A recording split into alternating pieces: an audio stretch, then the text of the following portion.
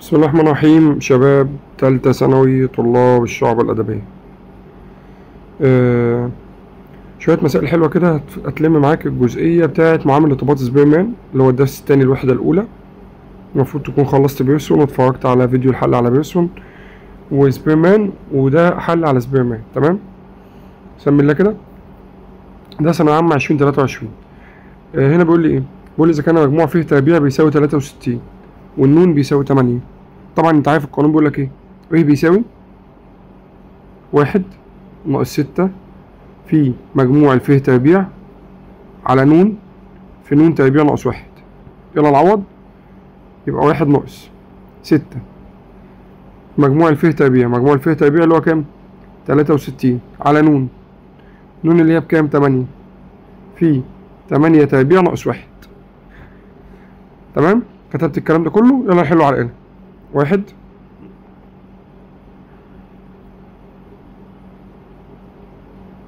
ادي الآلة. 1 ناقص، مش الغلطة، 1 ناقص وبعد كده اعمل شرطة الكسر. 6 في 63. النون اللي عندك في المسألة كانت ب8، يبقى انزل تحت. 8 في، افتح قوس، 8 تربيع ناقص 1. طلع معايا الكلام ده كله بواحد على 4 اللي هو 25%. اروح للإجابات الاقي أول إجابة اللي هي 25%. سؤال بسيط وسؤال سهل. اللي بعده نفس الفكرة. بيقول إذا كان مجموع فيه تربيع بيساوي 35 والنون بيساوي 6. أقول له ماشي. يبقى بيساوي 1 ناقص 6 في مجموع الفيه تربيع على نون اللي هي 6 في 6 تربيع ناقص 1. واحسب الكلام ده كله زي ما هو على الآلة. ادي 6 تربيع في 36 ناقص 1 35، تروح مع 35 يطلع معاك في الآخر بواحد. احسبها بالآلة هيطلع معاك الناتج في الآخر بكام؟ بواحد. ودي برضه ثانوية عامة 2023. انت متخيل دي أسئلة الامتحان، فما تتخضش يعني. تعالى اللي بعديها. إذا كان نون بيساوي 10 وفيه تربيع بيساوي 99 فإن الارتباط النون بيساوي 10 إيه بيساوي 1 ناقص 6 في مجموع الفيه تربيع اللي هو إيه اللي في المسألة إن هي 99 على النون ب10. 10 في 10 تربيع ناقص 1. وهتحسب الكلام ده كله بالآلة. 99 نقطة على 99 اللي فوق يبقى 6 على 10 على 2 يبقى 3 على 5 2 على 5. هيطلع معاك الناتج ده في الآخر ناتج بالموجب. لو حسبت الناتج ده على الآلة، القيمة دي كلها على الآلة، هيطلع معاك 99 تروح معاها يبقى 6 على 10 ما تقسم على الاتنين فيها 3 على 5 هيطلع معاك الناتج ب2 على 5 اللي هو 4 من 10. احسبها بالآلة. 2 على 5 اللي هي 4 من 10 ده، فده في الآخر ناتج إيه؟ ناتج طردي. كلام سهل وكلام بسيط. عند حساب معامل ارتباط سبيرمان بين س وص مجموع الفيه بيساوي. لما كنا بنعمل الجدول بتاع سبيرمان قلت لك عشان تبقى خطوتك صح، لما كنا بنعمل الجدول بتاع سبيرمان عشان تتأكد ان خطوتك صح لازم تلاقي ايه؟ لازم تلاقي انك بعد ما تعمل الخانات كلها خانة الفيه دي يكون مجموعها في الاخر بكام؟ بصفر. كان في بعديها فيه تربيع، دي اللي انا بجيب مجموعة عشان احل. قلت لك خانة الفيه دي لازم يبقى مجموعها بكام؟ بصفر عشان يبقى حلك صح. تعالى هنا. إذا كانت الفروق بين تقديرات 5 طلاب في مادتين هي دي، فإن معامل ارتباط بيرسون. عارف إن في ناس ممكن يضحك عليها في سؤال زي ده ومتعرفش تحل. مديني الفروق دي اللي هي فيه أهو. يعني كأن الراجل ده مديني الخانة بتاعت الفيه، كأن الراجل ده بيقول لي الفيه ومديني خانة الفيه اللي هي -1 نص 1 -1 نص 1 2.5 -3. فكأنه مديك آخر خانتين في الجدول، فأنت كل اللي هتعمله هتجيب فيه تربيع بس. أنت فاهم؟ هو مديك المسألة من آخرها. فيه تربيع لما أضرب -1 في -1 يدي 1. نص في نص بربع، 1 في 1 بواحد، 2.5 في 2.5. احسبها 2.5 دي اللي هي 5 على 2، 5 على 2 في 5 على 2 يبقى 25 على 4. 25 على 24 على 4 فيها 6 يطلع معاك ب6 وربع. احسبها بالآلة مالكش دعوة بيا أنا. -3 في -3 بكام؟ ب9. يبقى هو راجل اداني الخانة بتاعت الفيه. أنا كنت بقعد أحل الخانات دي كلها وروتة بس وروتة بصاد عشان أجيب الفيه وأجيب بعدها الفيه تربيع. هو راجل محترم متربي مرتين اداني الفيه، فانا جبت اخر خانه بس في الجدول. تعالى نجيب مجموعها. بجمع دول كده مع بعض. خلاص 9 و6 15 1 16 1 17 هيطلع معاك 17 ونص. ده مين يا باشا؟ ده مجموع الفيه تربيع. ارجع لسؤالنا، عايز معامل ارتباط مين؟ معامل ارتباط سبيرمان. 1 ناقص 6 في مجموع الفيه تربيع اللي احنا لسه جايبينه ب17 ونص على النون. النون بكام؟ 5 في 5 تربيع ناقص 1. واحسب الكلام ده كله على الآلة. والله لو بالموجب يبقى طردي، لو بالسالب يبقى عكسي، لو صفر يبقى تغير ايه؟ تغير منعدم.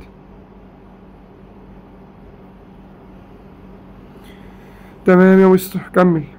تعالى هنا سؤال زي ده. مديني جدول فيه جيد جدا، مقبول، ضعيف، ممتاز، وهكذا، ومديني شويه بيانات فان معامل الارتباط بين س وص. اجيب ازاي معامل الارتباط؟ والله المعتاد اللي احنا اتعودنا عليه ان انا برتب الاول. فمين اعلى واحد هنا في السين؟ اعلى واحد في السين اللي جايب امتياز. مين بعده؟ اللي جايب جيد جدا التاني. مين بعده؟ جيد التالت، مقبول الرابع، واخر واحد ابو ملحق الايه؟ الخامس. ممتاز الاول، جيد جدا التاني، جيد التالت، مقبول الرابع، ضعيف الخامس. تمام. ومن اول هنا بجهز كام خانه؟ 5 6. ايه هما؟ يلا يلا يا باشا. س صاد رتب س رتب صاد ف تربيع. بجهز كام خانة؟ س صاد رتب س رتب صاد ف تربيع. يلا انقل الجدول. جيد جدا، ضعيف، جيد، جيد جدا، ضعيف، جيد، مقبول، ممتاز، مقبول، ممتاز. تمام. انقل بقى الارقام بتاعت رتب السين دي اللي هي كام؟ 2 5 3 4 1. حاضر. 2 5 3 4 1. تعالى بقى مين؟ الصاد. انقل الصاد كده. مقبول، ممتاز، جيد، جيد جدا، ضعيف، مقبول، ممتاز، جيد، جيد جدا، ضعيف. انقل لي ارقامهم. 4 1 3 2 5. حاضر. هنا اهو 4 1 3 2 5. بعد كده بجيب ف. ايه ف؟ من فيديو الشرح الاولاني انت عارف ان ف اللي هي فرق رتب. رتب س ناقص رتب ص. 2 ناقص 4 سالب 2. 5 ناقص 1 4. 3 ناقص 3 صفر. 4 ناقص 2 2. 1 ناقص 5 سالب 4. ف تربيع. ف تربيع معناها بضرب الخانة دي اهي، الخانة الحلوة دي بضربها في نفسها مرتين. يلا. سالب 2 في سالب 2 ب4 لان سالب في سالب بموجب. 4 في 4 16. صفر في صفر بصفر. 2 في 2 ب4. سالب 4 في سالب 4 ب16. تمام. عايزين نتأكد ان احنا حلينا خطوات المسألة صح. لازم يكون مجموع الفيه في الاخر بصفر. هتلاقي لو جمعت خانة الفيه دي سالب 2 مع الاربعة والاتنين والسالب 4 مع الصفر تطلع في الاخر بكام؟ بصفر. وكانت دي خطوة التأكيد اللي تقول لي ان حل صح. اخر خانة مجموع الفيه تربيع اللي هي الخانة دي بجيب مجموعها بقى. 4 زائد 16 20. 20 زائد 20 هيديك في الاخر كام؟ 40. القانون بيقول لك ايه؟ ب بيساوي 1 ناقص 6 مجموع الفيه تربيع على النون عدد خانات الجدول 1 2 3 4 5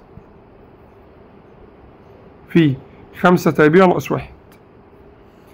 خلاص. 1 ناقص 6 في 40 شرط الكسر اهي، او 1 ناقص شرط الكسر 6 في 40 على 5 في 5 تربيع ناقص 1. 5 في 5 تربيع ناقص واحد واقفل الايه؟ القوس. طلع معايا في الاخر بكام؟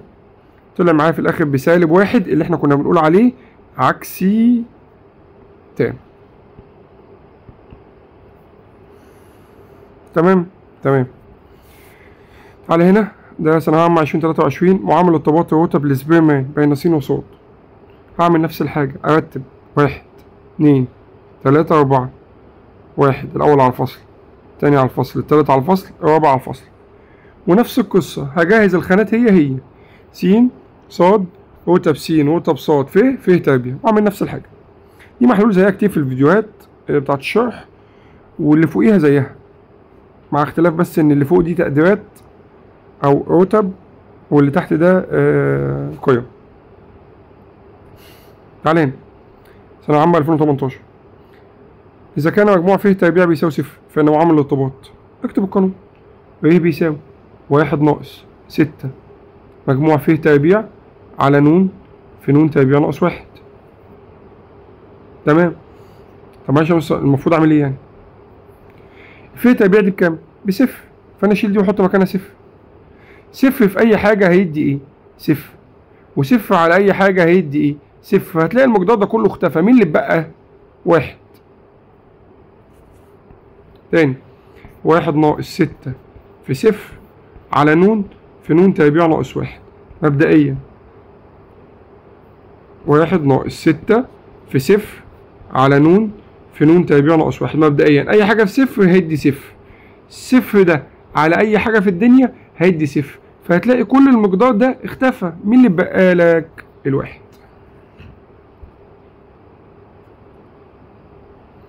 تعالى هنا كده شوف بيقول ايه. عند حساب معامل ارتباط سبيرمان بين س وص مجموع الف تربيع والنون ثانوية عامة 2024 وهي بيساوي 1 ناقص 6 مجموع الف تربيع على ن اللي هي 7 في 7 تربيع ناقص 1. هحسب ده على الآلة واطلع الناتج. موضوع تعويض مباشر زي كل المسائل اللي فاتت. السؤال مفيهوش صعوبة. تعالى هنا السؤال ده. عند حساب معامل ارتباط سبيرمان وكان الارتباط عكسي تام والنون ب4 فإن معامل ف تربيع ر بيساوي 1 ناقص 6 في مجموع الف تربيع على ن في ن تربيع ناقص 1. كتبت القانون. هو قال لي النون بكام؟ ب4، فأنا هشيل النون دي وأحط مكانها 4. يبقى ر بيساوي 1 ناقص 6 في مجموع الف تربيع على 4 في 4 تربيع ناقص 1. تمام. تمام زي الفل، زي الفل. مجموع الف تربيع، هو عايز مين؟ مجموع الف تربيع. وقال لي إذا كان الارتباط عكسي تام. عكسي تام يبقى المفروض المعلم ده بكام؟ بسالب 1. المفروض المعلم ده يطلع بسالب 1. أروح أنا أعمل إيه؟ أروح أجاوب الإجابات وأحط مكان الف تربيع أول إجابة اللي هي كام؟ 10 0 20 1. هشيل دي وأحط مكانها 10 وما أحط مكانها 20 وما أحط مكانها 0 وما أحط مكانها 1. هجاوب مكان الف تربيع اللي هو عايزها الاختيارات لحد ما أوصل للحاجة اللي تطلع لي سالب 1 اللي هو الارتباط العكسي التام. تاني يا معلم، تاني. كتبت القانون. أنا عايز مين؟ أنا كل اللي عايزه في المسألة مجموع الف تربيع، مش عارف أعمل فيها إيه. وهو قال لي ارتباط عكسي تام يعني طلع كام؟ سالب 1. أعمل إيه؟ أروح على الآلة. 1 ناقص 6 في، قلنا هنجاوب أول إجابة مكان الف تربيع اللي هي 10 أهي على النون ب4 في قوس جواه 4 تربيع ناقص 1. احنا عايزين نطلع سالب 1 ها، وادوس يساوي. طلع الناتج بصفر. ارجع تاني وامسح ال10 دي واحط مكانها كام؟ 20. طلعت بسالب 1 زي ما انت شايف. بدل طلعت بسالب 1 يعني طلعت العكس التام اللي هو قال عليه، يبقى ال20 دي هي الإجابة الصح. تمام. تمام يا صاحبي. تعالى اللي بعديها. اللي بعديها بيقول لي ايه؟ اللي بعديها سؤال يلخبط. بص بيقول لي ايه؟ بيقول لي إذا كان مجموع ف تربيع بيساوي ن في ن تربيع ناقص 1 على 6 فإن ب يكون الارتباط يكون نقط. طبعا أنت هتبلم شوية، إيه دي؟ اكتب القانون. ب بيساوي 1 ناقص 6 في مجموع الف تربيع على ن في ن تربيع ناقص 1. كتبت القانون، ما عملتش حاجة، كتبت القانون بس تمام.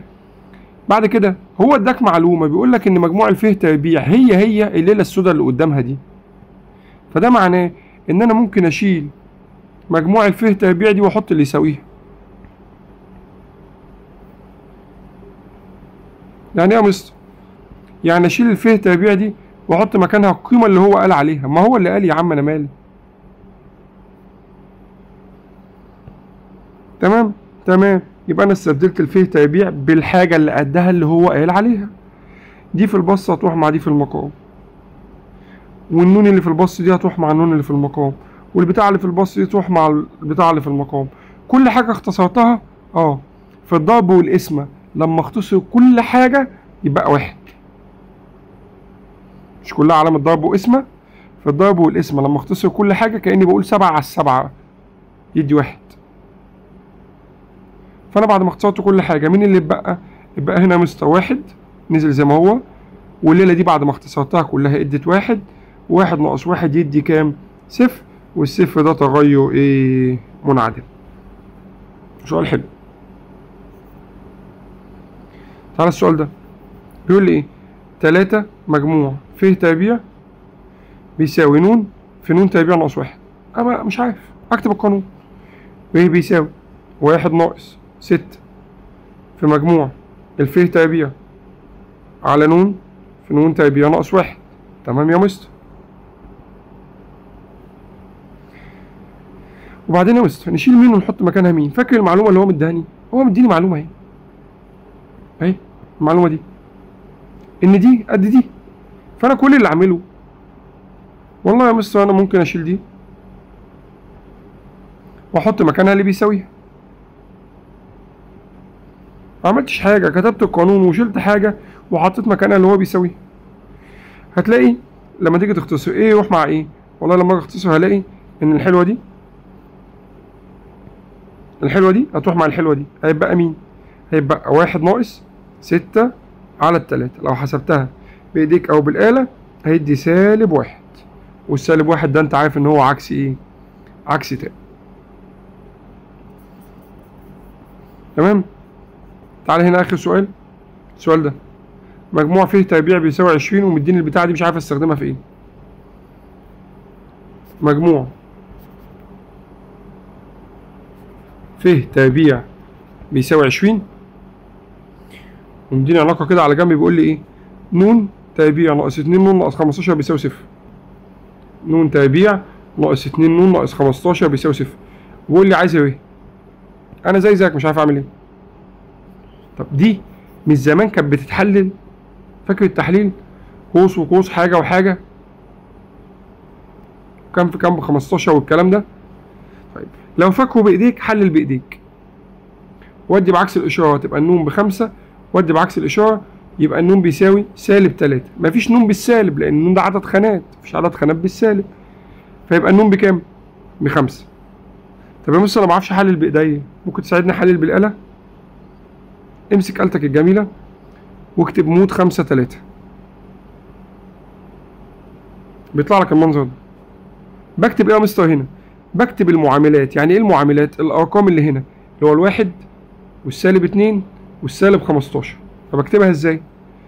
اهو بص كده، 1 يساوي -2 يساوي -15 يساوي تاني بيطلع لي x1 ب-3 يساوي تاني بيطلع لي x2 ب5 -3 و5. يبقى انا حللت ازاي؟ مود 5 3. ليه شلت السالب؟ لان مفيش عدد خانات جدول بالسالب. بقى النون ب5 والف تربيع ب20. اقول له القانون بيقول لي ايه؟ بيساوي 1 ناقص 6 مجموع ف تربيع اللي هي ب20 على النون في ن تربيع ناقص كام؟ ناقص 1. واحسب الكلام ده كله بالايه؟ احسب الكلام ده كله بالآلة واطلع الناتج. تمام. ممكن نحسبه بايدينا. 1 ناقص 6 في 20، الكلام ده كله على 5 في 24 على 6 في 1 على 6 في 4 على 4 في 1 على 4 في 5. 5 تروح مع 5 يبقى 1. يطلع معاك الناتج كام؟ صفر. وكل عاوزه باب بالفلق منك احسبها بالآلة يطلع معاك الناتج صفر. والصفر ده تغير ايه؟ تغير منعدم. ماشي يا صاحبي. اتمنى يكون الفيديو مفيد. آلتك معاك يا باشا، واقعد جرب اي حاجة او اي حسبة. ها، التخلف اللي بيحصل على الآلة ده مش عايزه يحصل معاك في الحصة او في الامتحان، فانت حاول تحل بايديك في البيت. سلام يا برنس.